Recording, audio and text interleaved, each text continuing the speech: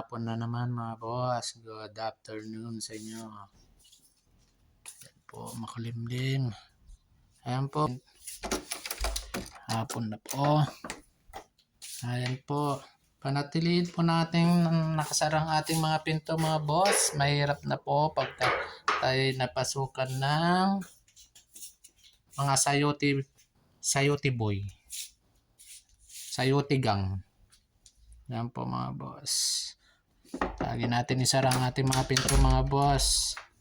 Ito po mga boss, kanatilin po natin naka double lock po tayo. Dapat pa naka double, triple lock po tayo sa loob. Huwag lang po yung may doorknob lang po tayo sa loob ng bahay natin kasi madali pong masungkit po yan.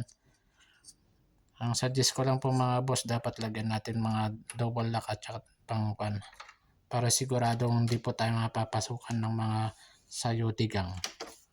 Ayan po, pati mga benta natin, sara natin po mga bossing. Ayan, lock po natin kung kinakailangan. Ayan po mga boss, hapon na naman.